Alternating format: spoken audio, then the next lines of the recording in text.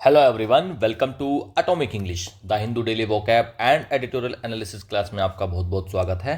रोज की तरह आप देखेंगे डेली वोकैब जो कि एडिटोरियल से रहती है, एग्जाम ओरिएंटेड वोकैब होती है ये। उसका पार्ट ऑफ स्पीच आइडेंटिफिकेशन देखेंगे कि भाई वर्ड है क्या, नाउन है, एडजेक्टिव है, एडवर्ब है। देन उसके सिनोनिम्स देखेंगे, एंटोनिम्स देखेंगे और इसी क्लास में आपको मिल जाएंगे idioms and phrases, phrasal verbs और वन वर्ड सब्स्टिट्यूशन। तो इस प्रकार से जितने भी फॉर्मेट्स हो सकते हैं वोकैब के वो आपको एक सिंगल क्लास में डेली बेसिस पर मिलते हैं, जिससे आपकी वोकैब एकदम चकाचक हो जाएगी। उसके बाद हम करेंगे एडिटोरियल एनालिसिस। द हिंदू का एक एडिटोरियल लेते हैं, उसको ट्रांसलेट करते हैं और तरीके से उसको देखते हैं कि क्या मुद्दा है और क्या उसके सोल्यूशन है, जिससे आपका रीडिंग कॉम्प्रहेंशन पार्ट स्ट्रॉन्ग होगा और आपका माइंडसेट भी चेंज हो जाएगा।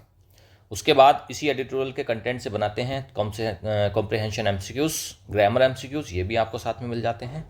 स्टार्टिंग में जो आपने वोकैब पढ़ी है इसी को ट्रिकी एमसीक्यूज के साथ में प्रैक्टिस कर लेते हैं, जिसके बाद जो आज की तारीख में आपने पढ़ा है सब कुछ रट जाता है। ये बेनिफिशरीज हैं, इन सभी के लिए बहुत बेनिफिशियल है ये क्लास, इसको आप देख लेना। चलिए भाई शुरू करते हैं। चैनल पर अगर नए हैं और अभी तक चैनल को सब्सक्राइब नहीं करा है तो चैनल को सब्सक्राइब जरूर कर लें, बेल आइकन को प्रेस कर लें जिससे कि नोटिफिकेशन टाइम पर मिलता रहे। Alright, vocabulary.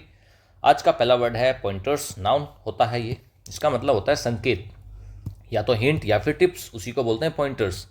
The coach gave some useful pointers before the game. Game शुरू होने वाला था, उससे पहले कोच ने दिए हैं कुछ यूजफुल पॉइंटर्स, मतलब क्या, हिंट दिए हैं, संकेत दिए होंगे।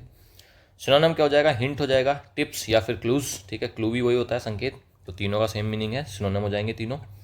अब एक तरफ तो संकेत मिल गया तो आपको चीज़ें समझ में आ गई कि भाई क्या होगा आगे, लेकिन दूसरी तरफ इसका उल्टा कन्फ्यूजन में है, मिस गाइडेंस हो गई, संकेत नहीं दिए, मिस गाइड कर दिया और उल्टा एम्बिग्विटी, कुछ भी क्लियर नहीं हुआ, अस्पष्टता है। इसमें से आप मार्क करेंगे एम्बिग्विटी को। चलिए भाई अगला वर्ड देखिए, अगला वर्ड है स्लो डाउन। नाउन होता है, मंदी को बोलते हैं slow down. A reduction in speed, किसी चीज़ की स्पीड में या फिर कोई एक्टिविटी चल रही थी उसको हल्का कर दिया, मंदी कर दी, उसी को बोलते हैं slow down. The economic slow down affected small businesses badly. जो इकोनॉमिक स्लो डाउन आया, मंदी आई, उसने अफेक्ट करा, प्रभाव डाला किस पर, स्मॉल बिजनेसेस पर, बैडली, बहुत बुरी तरीके से। रिसेशन बोल सकते हैं आप स्लो डाउन को, डिक्लाइन बोल सकते हैं और डिप बोल सकते हैं। ठीक है, तीनों इसके हो जाते हैं सिनोनिम्स। अब एक तरफ तो मंदी है ना, गिरावट है, लेकिन दूसरी तरफ क्या रहेगा फिर इसका उल्टा, बूम, एकदम ग्रोथ हो रही है और एक्सपेंशन हो रहा है, तीनों हो जाते हैं इसके एंटोनिम्स। नेक्स्ट अगला वर्ड है डिसेंट। नाउन होता है, असहमति को बोलते हैं डिसेंट। डिसएग्रीमेंट हो सकता है स्पेशली विद अथॉरिटी, और खास तौर पर किसके साथ, अथॉरिटी के साथ में, जो सरकार है उसके खिलाफ में। Dissent was suppressed in the authoritarian regime. Dissent थी, असहमति थी सरकार से, उसको सप्रेस कर दिया गया, सप्रेस होता है दमन, दमन कर दिया गया इन the authoritarian regime.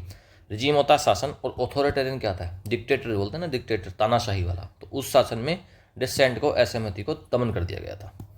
Disagreement, protest और अपोजिशन तीनों हो जाते हैं सिनोनिम्स। और उल्टा क्या रहेगा इसका एंटोनिम, भाई एक तरफ तो असहमति है तो उसका उल्टा क्या हो जाएगा फिर, एग्रीमेंट हो जाएगा। हार्मनी मतलब सामंजस्य में है चीज़ें, और अकॉर्ड, मार्क करो हार्मनी को, अकॉर्ड को भी मार्क कर लेंगे।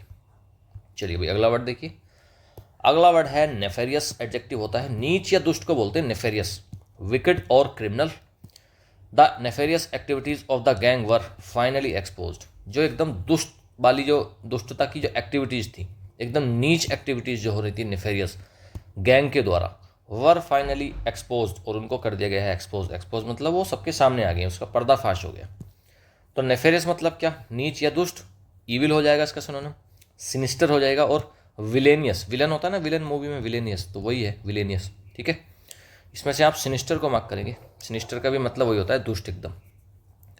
एक तरफ तो नीच है, दुष्ट है काफ़ी, लेकिन दूसरी तरफ क्या रहेगा फिर इसका उल्टा भाई, नोबल रहेगा, नोबल एकदम, वर्चुअस और ऑनरेबल। ठीक है, तीनों जाते हैं, इसमें से वर्चुअस को मार्क करेंगे। नोबल तो आपको पता होगा, जो एकदम शानदार व्यक्ति होता है उसको बोलते हैं नोबल। नेक्स्ट अगला वर्ड है लेजिटिमेट। एडजेक्टिव होता है, वैध को, वैध को बोलते हैं लेजिटिमेट, या तो लीगल है, राइटफुल है, वही होता है legitimate. The company only deals in legitimate business practices. Company केवल किस चीज़ में डील करती है, लेजिटिमेट बिजनेस प्रैक्टिसेस में। मतलब क्या, जो चीज़ें लीगल हैं, एक नंबर का काम करती है कंपनी, केवल दो नंबर का काम नहीं करती है। तो लेजिटेट मतलब एक नंबर का काम, लीगल, राइटफुल। तो लीगल, लॉफुल और वैलिड तीनों हो जाते हैं इसके सिनोनिम्स।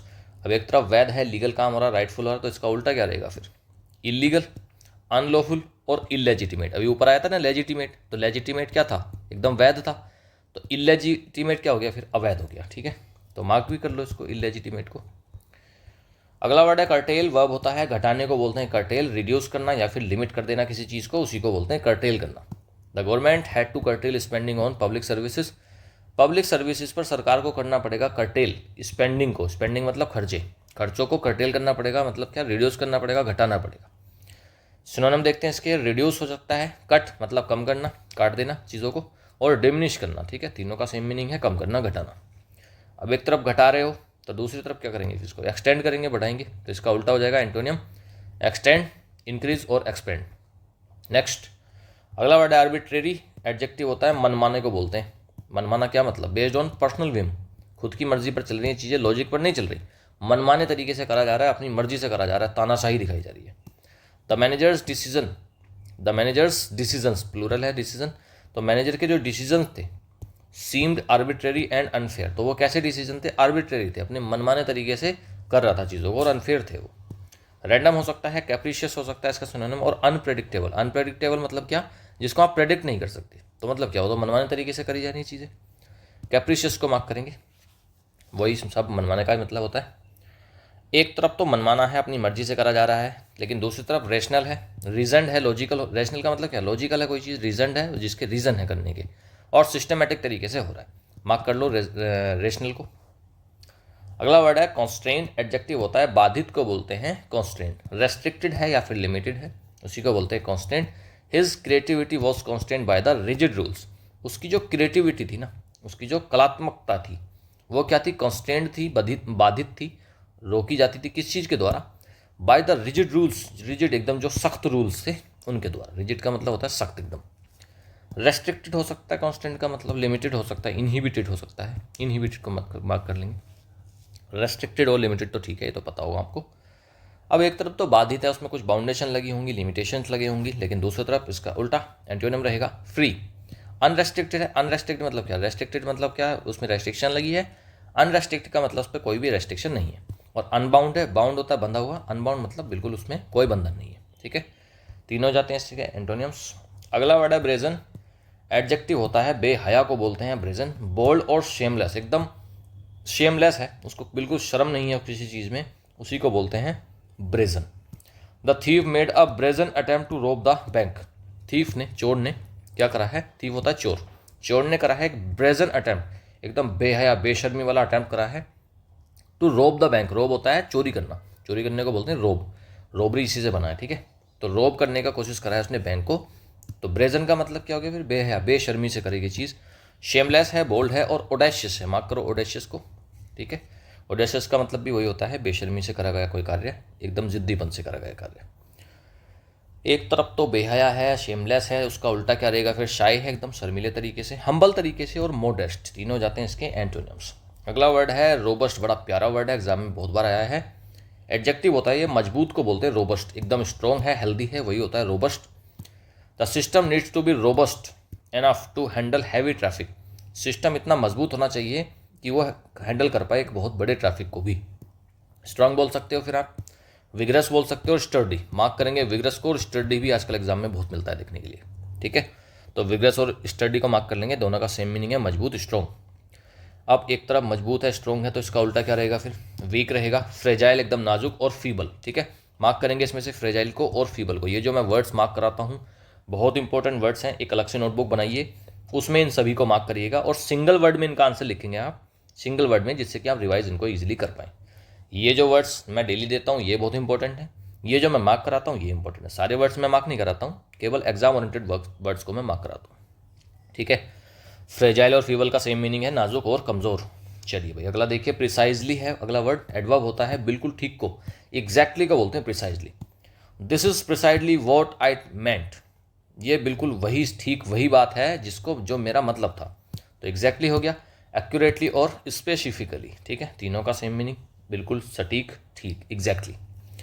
एक तरफ तो बिल्कुल ठीक है, सटीक है, लेकिन दूसरी तरफ क्या रहेगा फिर इसका उल्टा, अप्रोक्सीमेटली मतलब अनुमान लगाया गया है, वेगली है, स्पष्ट रूप से नहीं बताया गया, और रफली, रफली बता दिया बस चीज़ों को, ठीक है, तो एक्यूरेटली नहीं बताया, तीनों जाते हैं इसके एंटोनिम, मार्क करेंगे वेगली को, ठीक है, वेग से बनाए, वेग होता है अस्पष्ट, तो वेगली अस्पष्ट तरीके से।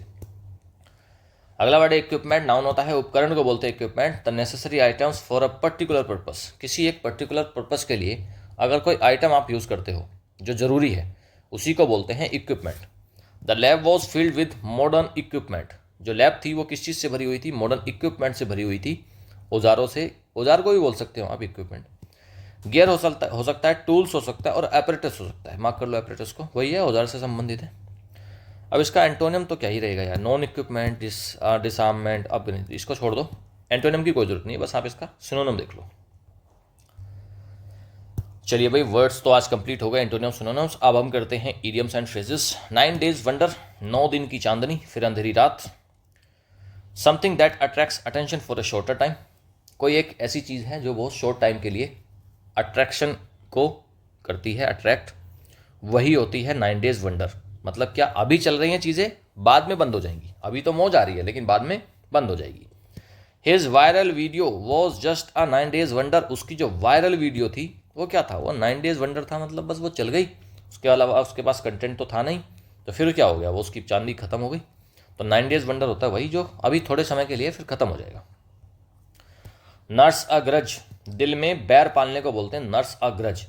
ठीक है, ग्रज है कोई, देखो नर्स करने का मतलब होता है केयर करना, देखभाल करने को बोलते हैं नर्स। ठीक है, हॉस्पिटल में एक नर्स होती है, वो क्या करती है? पेशेंट की देखभाल ही तो करती है। तो नर्स का मतलब होता है देखभाल करना। और अग्रज, ग्रज होती है आपके मन में कोई सटी, कोई टीस लगी है। ठीक है, अगर आप किसी अपनी टीस को, ग्रज को नर्स कर रहे हो, उसकी देखभाल कर रहे हो, उसको पाल रहे हो, तो मतलब क्या? दिल में बैर पाल रहे हो। की फीलिंग, एंग्री फील करते रहते हो आप। Resentful, for a long time, एक लंबे समय तक आप चीज़ों को लेकर बैठे रहते हो। She still nurses a grudge against her ex boss. वो अभी भी अपने जो पुराना उसका एक्स बॉस था उसके अगेंस्ट वह अभी भी दिल में बैर पाले हुए है। ठीक है, नर्स ग्रज मतलब दिल में बैर पालना। ऑयली टंग, चिकनी चुपड़ी बातें करने वाला। फ्लैटरिंग और इनसिंसियर स्पीच, ऐसी चीज़ें जो एकदम फ्लैटरिंग होगी, मक्खन लगाने वाला, उसी को बोलते हैं oily tongue. Don't trust him, he has an oily tongue. उस पर विश्वास मत करो, वो आदमी मक्खन लगाने वाला है। अगला है नो, ऑन वंस गार्ड, सतर्क रहने को बोलते हैं on one's guard. Be alert and cautious, on one's guard. Guard होता है मतलब देखभाल करना, सुरक्षा करना। ठीक है, गार्ड का मतलब क्या होता है? रक्षा करना। ऑन वंस गार्ड, अगर आप खुद के ही गार्ड बने हुए हो तो मतलब क्या? आप तो कोशियस हो, आप तो सतर्क हो बिल्कुल। Soldiers are always on their guard at the border, क्योंकि सोल्जर क्या है? हमेशा क्या है? अपने अलर्ट रहते हैं, कोशियस रहते हैं बॉर्डर पर, क्योंकि वो खुद की देखभाल खुद ही करते हैं। ऑन वंस गार्ड मतलब सतर्क रहना, कोशियस रहना। फ्रेजल वर्ब्स, पहला है होल्ड ऑफ, रोकने को बोलते हैं, डिले करना या फिर पोस्टपोन करना, उसी को बोलते हैं hold off. We had to hold off the meeting due to rain. Rain की वजह से, बारिश की वजह से हमको मीटिंग को रोकना पड़ेगा, डिले करना पड़ेगा या तो, या फिर पोस्टपोन करना पड़ेगा। ठीक है, डिले या पोस्टपोन को बोलते हैं होल्ड ऑफ। अगला है होल्ड ऑन, वेट करने को बोलते हैं, प्रतीक्षा करना। वेट और stay strong, hold on a minute, एक मिनट के लिए रुको, वेट करो। I will get to you, I will get back to you, मैं अभी वापस तुम्हारे पास आता हूँ। ठीक है, होल्ड ऑन मतलब वेट करना। होल्ड अप का मतलब होता है रोकना या फिर लूटना, डिले करना या फिर रोक करना, दोनों सेम मीनिंग हो जाते हैं। इसके दोनों मीनिंग हो सकते हैं, या तो डिले करना या फिर रोक करना। द रोबरी हेल्ड अप, अब यहाँ पर सेकेंड फॉर्म दे दी होल्ड की। The robbery held up the entire highway, पूरे हाईवे में उसने क्या कर लिया? रोक कर लिया रोबरी ने। ठीक है, उसको डिले, रोक करा है मतलब लूटा है। तो हाईवे पर लोग जो आ रहे होंगे उनको लूटा गया होगा। हैंग इन बैलेंस का मतलब होता है अनिश्चित होना।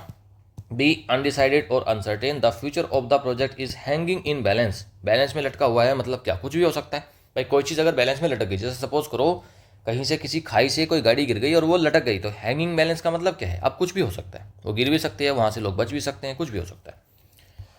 वन वर्ड सब्सटीट्यूशंस देखते हैं। पहला है शोविनिज्म, अंध देशभक्ति को बोलते हैं, कट्टर देशभक्ति को शोविनिज्म।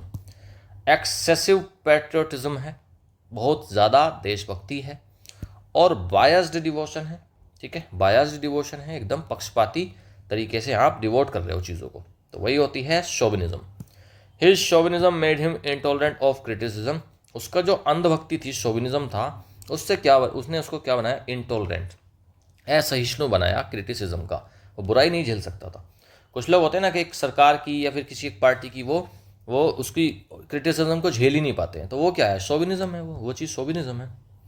अगला है कास्केड, झरने को बोलते हैं, कि वाटरफॉल है। समथिंग फॉलिंग इन स्टेजेस, कोई चीज़ ऊपर से नीचे की तरफ गिर रही है, तो वो क्या? कास्केड गिर रही है, झरना टाइप है। Her hair fell in a beautiful cascade down her back, उसके जो बाल थे वो कैसे गिर रहे थे? एक कास्केडिंग इफेक्ट में, मतलब झरने की तरीके से नीचे की तरफ गिर रहे थे, बैक की साइड में। ठीक है, तो कास्केड मतलब डाउनवर्ड गिर रहा है वो चीज़। कैटाक्लिज्म, कैटाक्लिज्म होती है तबाही। अ violent disaster, the earthquake was a cataclysm that destroyed the town. ठीक है, तो अर्थक्वेक क्या था? अर्थक्वेक क्या होता है वैसे? अर्थक्वेक होता है भूकंप। तो अर्थक्वेक भूकंप क्या था? एक कैटाक्लिज्म था, एक तबाही थी, कैटास्ट्रोफे था, दैट डिस्ट्रॉयड द टाउन, जिसने पूरे टाउन को डिस्ट्रॉय कर दिया, बर्बाद कर दिया। सीज फायर का तो सबको पता होगा, युद्ध विराम को बोलते हैं। टेम्परेरी सस्पेंशन ऑफ फाइटिंग, कुछ समय के लिए फाइट को सस्पेंड कर दिया गया, वही होता है ceasefire. Both sides agree to a ceasefire, दोनों साइड से एक किस चीज़ पर एग्रीमेंट हुआ है? एक सीज फायर पर, युद्ध विराम पर। काफ़ी अच्छे अच्छे वर्ड्स थे आज, वो हमने देख लिए। अब ये जो वर्ड्स आपने पढ़े, जो भी कुछ पढ़ा आपने अभी तक, idiom, phrase, one word substitution, phrasal verbs और एंटोनियम सिनोनिम, इनकी लास्ट में प्रैक्टिस कर लेंगे, फिर आपको चीज़ें रट जाएंगी। अभी करते हैं एडिटोरियल एनालिसिस, जिससे आपका रीडिंग कॉम्प्रहेंशन का पार्ट स्ट्रॉन्ग हो जाएगा।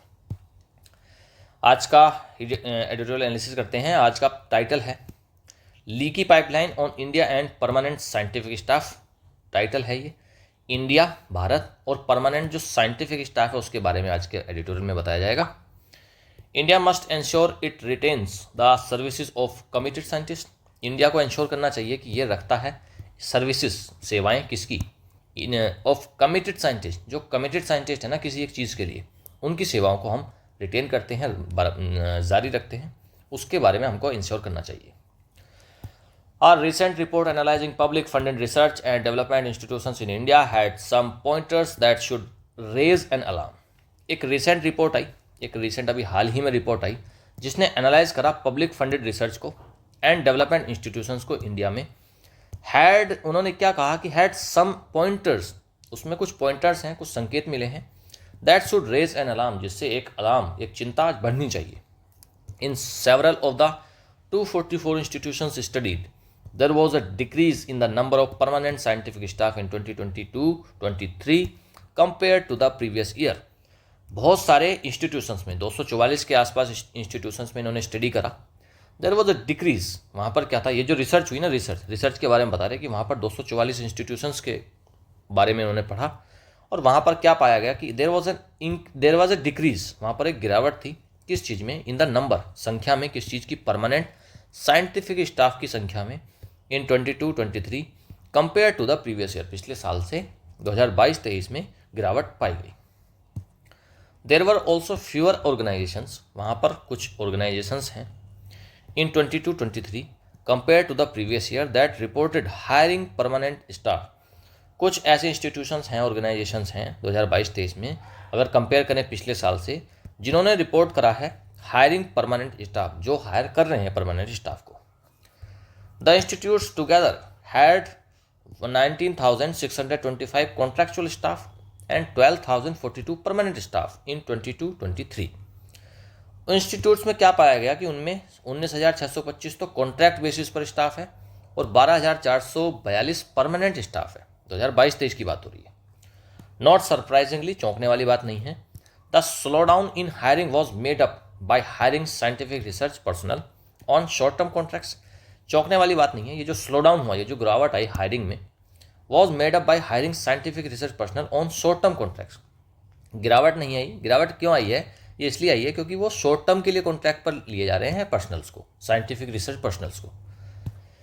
दिस कॉन्ट्रैक्चुअल स्टाफ, ये जो कॉन्ट्रैक्ट पर स्टाफ को रखा जा रहा है, हायर करा जा रहा है, वर 14% राइज ओवर 21-22। 21-22 में जो कॉन्ट्रैक्चुअल स्टाफ हायर करा गया था उससे 14% ज़्यादा 22-23 में करा गया। The very fact that contractual workers exceed permanent staff in scientific institutions is a matter of concern. ये एक फैक्ट ये है कि भाई जो कॉन्ट्रैक्चुअल वर्कर्स जिन्होंने एक्सीड करा परमानेंट स्टाफ को, मतलब क्या थे भाई, जो परमानेंट स्टाफ है वो कम है और कॉन्ट्रैक्चुअल वर्कर्स ज़्यादा हैं, तो इसने जब एक्सीड करा इन साइंटिफिक इंस्टीट्यूशंस में, is a matter of concern, ये एक चिंता का विषय है कि बाहर के लोग ज़्यादा हो गए और डिपार्टमेंट में परमानेंट स्टाफ कम है। This data emerges from a study commission by the office of the principal scientific adviser and the institutions study do not include the strategic sectors such as defense, atomic energy and space which consume the lion's share of India's research and development expenditure. ये जो data आया emerges from a study, एक study से आया जिसको commission करा था office of principal scientific adviser.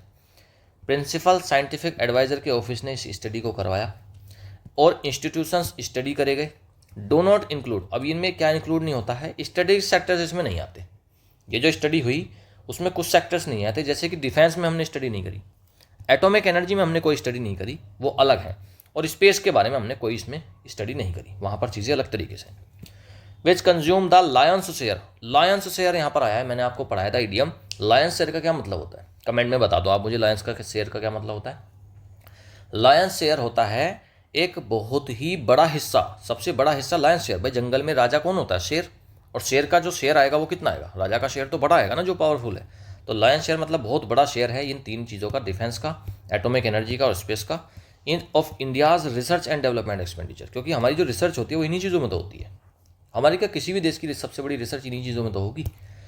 As a report of the parliamentary standing committee on science technology and environment tabled in parliament last month observed nearly 3 in 5 of the posts sanctioned for scientific personnel at one of India's top institutes for basic science research, the Tata Institute of Fundamental Research TIFR, are unfilled.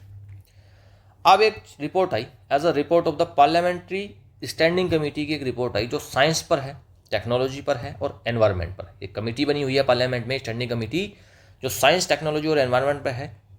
Table करे गया उस report को parliament में, table मतलब वहाँ पर रखा गया लास्ट मंथ, पिछले मंथ, और ऑब्जर्व करा गया कि भाई जो नियरली 3 in 5, 5 में से 3 post of the post sanction, जो सैंक्शन पोस्ट हैं, भाई किसी भी एक जगह पर, एक इंस्टीट्यूट में, ऑर्गेनाइजेशन में 5 सीटें अलॉट हैं, सैंक्शन करी गई हैं 5 सीटें, उनमें से 3 सीटें साइंटिफिक पर्सनल की, और वो भी कहाँ पर, इंडिया के टॉप इंस्टीट्यूट्स में फॉर बेसिक साइंस रिसर्च, जो टाटा इंस्टीट्यूट रिसर्च है, आर अनफिल्ड, मतलब 5 में से 3 सीटें खाली हैं।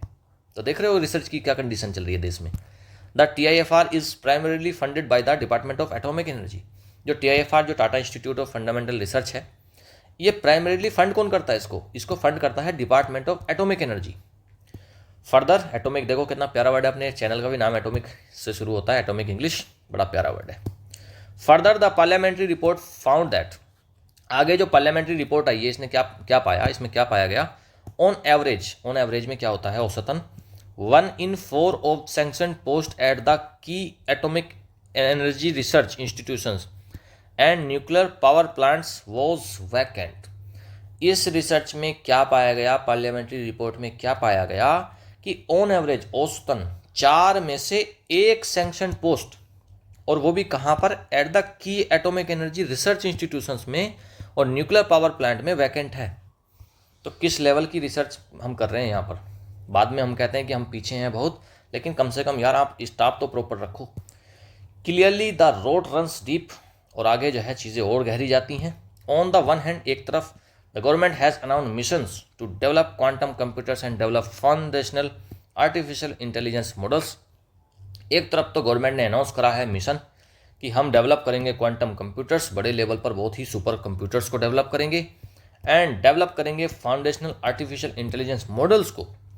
It has also declared its intent to align research and development towards industry specific research, और ये भी डिक्लेयर करा गया है कि हमारी मंशा, इट्स इंटेंट मतलब क्या, सरकार की मंशा ये है कि वो अलाइन करेगी रिसर्च और डेवलपमेंट को किस तरफ, टुवर्ड्स इंडस्ट्री स्पेसिफिक रिसर्च, कि इंडस्ट्री में भी रिसर्च बढ़ाएंगे ये।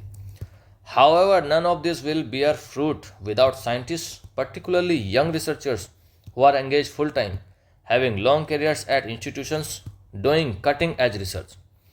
लेकिन ये जो बातें करी गई हैं कि हम बहुत ही क्वांटम कंप्यूटर्स बनाएंगे, रिसर्च करेंगे, इंडस्ट्री में करेंगे, none of this will bear fruit without scientists, इनमें से कोई भी बात will not bear fruit, मतलब इसका कोई भी फायदा नहीं होगा, आप बिना साइंटिस्ट के कोई रिसर्च नहीं कर सकते। पर्टिकुलरली और ख़ास तौर पर किन साइंटिस्ट के बिना, जो यंग रिसर्चर्स आते हैं ना, जो नए नए साइंटिस्ट बनते हैं, जो नए नए बच्चे साइंटिस्ट बनते हैं, जो young, who are full engage full time, जो फुल टाइम काम करते हैं, बिल्कुल पैशनेटली काम कर रहे होते हैं रिसर्च में, having long carriers eight institution, और जिनका बहुत लंबा कैरियर होता है इंस्टीट्यूशंस में, डूइंग कटिंग एज रिसर्च, जो बड़े लेवल पर रिसर्च कर रहे होते हैं।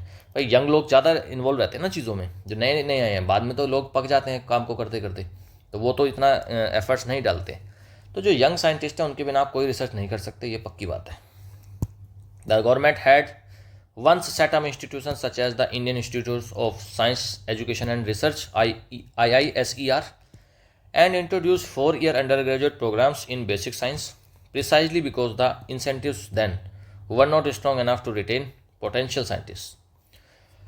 कह रहा है कि भाई जो गवर्नमेंट है ना, had once set up institution, जिसने एक बार इंस्टीट्यूशंस बनाए थे, सच एज द IISER, ये इंस्टीट्यूशन बनाया था, और इंट्रोड्यूस करा था एक 4 ईयर अंडर ग्रेजुएट प्रोग्राम, किस चीज़ में, बेसिक साइंस में, प्रिसाइजली, बिल्कुल एक्यूरेटली, बिकॉज द इंसेंटिव्स, क्योंकि उस टाइम पर जो इंसेंटिव्स थे, then were not strong enough to retain potential scientist, क्योंकि उस टाइम पर इतने ज़्यादा इंसेंटिव्स नहीं थे कि जो पोटेंशियल साइंटिस्ट हैं आप उनको रोक पाओ। भाई बच्चे पढ़ेंगे और यहाँ पर अगर इंसेंटिव्स कम रहेंगे, बाहर ज़्यादा मिलेंगे तो वो तो बाहर चले जाएंगे, तो इतना वहाँ पर स्ट्रॉन्ग नहीं था कि वो इनको रिटेन कर पाएँ। India needs to ensure that the conditions for research such as respectable salaries, funds and equipment to do good research are made available more widely. India को इंश्योर करना चाहिए, आश्वस्त करना चाहिए कि भाई जो रिसर्च के लिए जो कंडीशंस ज़रूरी हैं वो दो इन साइंटिस्ट को, रेस्पेक्टेबल सैलरीज दो, जिससे कि हमारे साइंटिस्ट विदेश में ना जाएं, दूसरे देशों में जाकर रिसर्च ना करें, क्योंकि वो तो फिर उनको फ़ायदा होता है ना। हमारे कितने सारे साइंटिस्ट तो US में जाकर काम करते हैं क्योंकि वहाँ पर सैलरी अच्छी है, और उसका किसको फ़ायदा होता है, US को फ़ायदा होता है, हमको तो कुछ नहीं मिलता ना उसमें से। फंड्स उनके लिए अच्छे खासे होने चाहिए उनकी रिसर्च के लिए, इक्विपमेंट्स, जो उनके पास टूल्स हैं जिन चीज़ों से वो रिसर्च करेंगे गुड रिसर्च के लिए, उनके पास बहुत अच्छे इक्विपमेंट्स होने चाहिए, are made available more widely, और बड़े पैमाने पर उनको ये सारी चीज़ें अवेलेबल होनी चाहिए। बहुत प्यारा एडिटोरियल था भाई, मज़ा आया पढ़ के। अब देखते हैं हम, अभी समझ में आया ना देश की इतनी ख़राब हालत क्यों है, क्योंकि इस प्रॉपर तरीके से साइंटिस्ट ही नहीं है, उनके पास फंडिंग नहीं है, तरीके से उनको सैलरी नहीं मिल रही, कैसे रिसर्च होगा, कैसे डेवलप होगा देश। कॉम्प्रहेंशन MCQs, चलिए भाई, what does the term leaky pipeline metaphorically refer to in the context of the editorial. Leaky pipeline का क्या मतलब है, outdated scientific equipment, next loss of scientific talent due to systemic issues, third water leakage in scientific laboratories, next shortage of funding for projects। बताओ भाई इसमें से कौन सा आंसर इसमें करेक्ट रहा है, ठीक है बताओ भाई। देखो ये जो बी ऑप्शन है ना, loss of scientific talent due to systemic issues, scientific loss हुआ है टैलेंट का, और ड्यू टू सिस्टमिक इश्यूज, हमारे पास सिस्टम से इश्यू नहीं है, तरीके से हम चीज़ों को नहीं करते हैं, इस वजह से हुआ है। तो लीकी पाइपलाइन का वही मतलब है कि लीक हो रही हैं चीज़ें, हमारा टैलेंट लीक होकर कहीं दूसरी जगह जा रहा है, ठीक है। B option is the correct answer. Editorial के according what is major concern highlighted by the data from 22-23 regarding research and development staff. 22-23 में क्या डाटा आया था, डाटा ये आया था कि कॉन्ट्रैक्चुअल स्टाफ ज़्यादा हो रहा है, परमानेंट स्टाफ कम है। देखो मैं तरीके से जब पढ़ लेता हूँ तो मुझे याद रह जाती हैं, आपका भी अगर एक बार आप अच्छे से पढ़ लोगे एक पैसेज को तो आपको याद रह जाएंगी, बार बार आपको उसको स्क्रॉल करके वापस नहीं जाना पड़ेगा। डिक्लाइन हुआ है कॉन्ट्रैक्चुअल स्टाफ में, नहीं बढ़ा है। इंक्रीज करी गई सैलरी, कोई जिक्र नहीं आया साइंटिस्ट की सैलरी बढ़ाने का। कॉन्ट्रैक्चुअल साइंटिफिक स्टाफ जो है वो आउट नंबर कर रहा है परमानेंट स्टाफ को, मतलब क्या ज़्यादा हो रहा है कॉन्ट्रैक्ट वाला, यही ऑप्शन करेक्ट है, C option. Next, what contradiction does the editorial point out in the government's approach to scientific research. क्या कॉन्ट्राडिक्शन अप्रोच है जो एडिटोरियल पॉइंट आउट करता है गवर्नमेंट की अप्रोच को टू साइंटिफिक रिसर्च। देखिए, it hires too many researchers but provide no project, नहीं ऐसा कुछ सामने नहीं आया।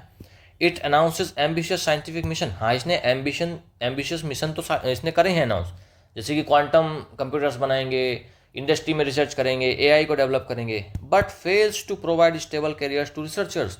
लेकिन ये फेल करती है गवर्नमेंट हमारी कि भाई जो कैरियर तो दे दो उनको, कम से कम उनको प्रॉपर सैलरी, उनको प्रॉपर इक्विपमेंट्स तो दे दो। यही ऑप्शन करेक्ट है, यही इसमें हाईलाइट करा गया है, ठीक है, बी ऑप्शन करेक्ट है।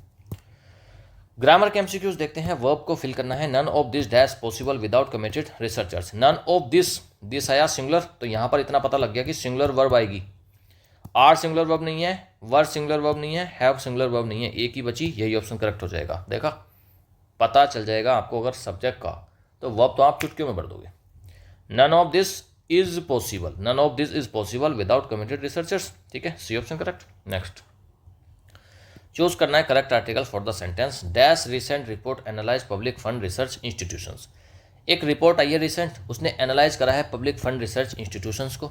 अब ये जो रिपोर्ट आई है पर्टिकुलर हो गई ना, एक अगर कोई आम रिपोर्ट तो है नहीं, कोई खास एक पर्टिकुलर रिपोर्ट है, तो फिर यहाँ पर दा आ जाएगा, ठीक है, सी ऑप्शन इसमें करेक्ट हो जाएगा। Next, choose the correct conjunction to join the sentence. Sentence को ज्वाइन करने के लिए आपको करेक्ट कंजंक्शन यूज करना है। The salaries are low dash equipment is outdated. Salary low है, इक्विपमेंट आउटडेटेड है, तो दो बातें हो गई ना, दो बातें एक जैसी बातें होगी, सैलरी भी लो है और इक्विपमेंट भी आउटडेटेड है। तो एंड से जोड़ दो इसको। सैलरीज आर लो, सैलरी कम है और इक्विपमेंट पुराने हैं। ठीक है, ये ऑप्शन करेक्ट हो गया। तो ये हमने ग्रामर के भी कर लिए क्वेश्चन, वो कॉम्प्रहेंशन के पहले ही कर लिए। अब हम करते हैं, देखो स्टार्टिंग में आपने जितना कुछ वोकैब में पढ़ा था उसकी हम प्रैक्टिस करेंगे, vocab practice through tricky MCQs, और अभी आपको सब कुछ यहीं पर रट जाएगा इसी क्लास में, ये मेरी गारंटी है। चलो भाई करो शुरू। Pointers can be best understood as, pointers होते क्या हैं पहले तो ये बताओ। पॉइंटर्स होते हैं संकेत, हिंट, रूल्स तो नहीं है, गाइडलाइन हो सकती है, रिजल्ट भी नहीं है, थ्योरी भी नहीं है। तो कौन सा ऑप्शन करेक्ट रहेगा इसमें, कौन सा ऑप्शन करेक्ट रहेगा? बी। गाइडलाइंस का मतलब ये होता है कि भाई आपको दिशा दिखाई जा रही है, संकेत मिल रहे हैं, B option correct. In a time of slow down companies usually, slow down क्या होती है, गिरावट आ रही है जब, तो फिर कंपनी क्या करती है, ज़्यादा स्टाफ को हायर करती है? नहीं, अब तो वो तो खर्चा घटा रही होती है ना अपना, सेलिब्रेट करती है प्रॉफिट को। नहीं, स्लो डाउन हो रहा है, मंदी आ रही है, रिड्यूस करेंगे आउटपुट को, C option is the correct answer. Which word is closest, अब क्लोजेस्ट का मतलब क्या होता है, क्लोजेस्ट का मतलब होता है सिनोनिम। क्लोजेस्ट मीनिंग है किसकी, डिसेंट की। तो डिसेंट क्या होता है भाई, ओबीडियंस, कन्फर्मिटी, अपोजिशन या फिर अग्रीमेंट। डिसेंट होता है विरोध, और विरोध कब होता है, जब आप अपोजिशन में होते हो, C option is the correct answer. Next, which word would best replace nefarious in the sentence, nefarious का मतलब होता है एकदम दुष्ट, बेहया एकदम। The dash plan was uncovered by the police, तो कैसा भाई, कैसा आएगा इसमें से, इसमें से आएगा जनरस तो नहीं होगा, राइटियस भी नहीं होगा, ऑनेस्ट भी नहीं होगा, विकेट हो जाएगा, सी ऑप्शन इसमें करेक्ट रहेगा। विकेट का ही मतलब होता है नेफेरियस, है ना, एकदम दुष्ट बेहया वाला। विच of the following is a legitimate concern, legitimate क्या है, वैध होती है कोई चीज़, लीगल, एक नंबर की, उसी को बोलते हैं लेजिटिमेट। फॉल्स तो है नहीं, पर्सनल ग्रज तो है नहीं, लॉफुल ग्रीवांस हो सकता है, यही ऑप्शन करेक्ट हो जाएगा, सी ऑप्शन। भाई कोई चीज़ लॉफुल है तभी तो लेजिटिमेट है, तो लॉफुल मतलब लेजिटिमेट, लेजिटिमेट मतलब lawful, C option correct. What does it mean to curtail a project, एक प्रोजेक्ट को कर्टेल करने का क्या मतलब है, कर्टेल का करने का मतलब होता है कम करना, घटाना। तो पोस्टपोन नहीं कर रहे, एंड नहीं कर रहे, इंक्रीज नहीं कर रहे, उसको कर रहे हैं रिड्यूस या फिर लिमिट कर दे रहे हैं, डी ऑप्शन करेक्ट है। विच वर्ड इज अपोजिट, अपोजिट पूछा है, एंटोनियम पूछा है आर्बिट्रेरी का। आर्बिट्रेरी क्या है, अपनी मनमानी से करा हुआ, तानाशाही से करा हुआ। बायस्ड, रैंडम, लॉजिकल और इम्पल्सिव, बताओ भी इसमें से कौन सा हुआ, लॉजिकल हो जाएगा। आर्बिट्रेरी क्या होता है, इलॉजिकल, अपने आप मनमानी तरीके से, तो लॉजिकल इसका उल्टा हो जाएगा, सी ऑप्शन करेक्ट है। Constrained, best fits a situation where one is, constrained का मतलब क्या है, रेस्ट्रिक्शन लगी है। ओवरजॉइड तो है नहीं, ओवरजॉइड तो है नहीं, रेस्ट्रिक्टेड, हाँ रेस्ट्रिक्टेड हो जाएगा, बी ऑप्शन करेक्ट है। कॉन्स्टेंट का मतलब ही होता है रुकावट वाला, रेस्ट्रिक्टेड है, बी ऑप्शन करेक्ट है। लिबरेट तो आज़ाद होता है, रिलैक्स भी सेम है, और ओवरजॉइड ये सब अलग हैं, बी ऑप्शन इसमें करेक्ट रहेगा। कॉन्स्टेंट का मतलब होता है रेस्ट्रिक्टेड। आपको सिनोनिम पता है ब्रेजन का, टिमिड, शेमलेस, केयरफुल या फिर रेस्पेक्टफुल, बताओ भाई कौन सा होता है ब्रेजन का। ब्रेजन का मतलब होता है बेहया, तो इसका मतलब क्या हो गया, जिसमें शर्म नहीं है, shameless, B option is the correct answer. Next, which of the following best describes something robust, कोई चीज़ रोबस्ट है मतलब क्या, मजबूत है बहुत, डेलिकेट और शॉर्ट लिव्ड है, नहीं काटो, पावरफुल और ड्यूरेबल, हाँ यही हो जाएगा, यही ऑप्शन करेक्ट हो जाएगा। कोई चीज़ पावरफुल है, ड्यूरेबल है, लंबे समय तक चलेगी, तो बी ऑप्शन करेक्ट है। रोबस्ट वही होता है, पावरफुल या फिर ड्यूरेबल, बी ऑप्शन करेक्ट है। प्रिसाइजली का मतलब क्या है, प्रिसाइजली होता है एक्यूरेटली, एकदम सटीक। She walk precisely as a dog, काटो। Next, precisely he is late, काटो। अरे वो लेट है तो वो एक्यूरेट थोड़ी ना हो गया, वो प्रिसाइजली थोड़ी हो गया। That's precisely what I mean, ये बिल्कुल वही बात है जो मेरा मतलब था, C option correct. Which item would be considered equipment, equipment किसको बोलोगे आप, क्लोथिंग को इक्विपमेंट बोल दोगे, फ्लैश लाइट को, एनवायरमेंट को या फिर मोटिवेशन को, बताओ भी किसको बोलोगे। मोटिवेशन इक्विपमेंट नहीं है, एनवायरमेंट इक्विपमेंट नहीं है, क्लोथिंग आपकी इक्विपमेंट नहीं है। इक्विपमेंट क्या है, फ्लैश लाइट, जो लाइट जलाते हो आप, वो क्या है, एक इक्विपमेंट है, एक औजार, एक तरीके का टूल है, बी ऑप्शन करेक्ट।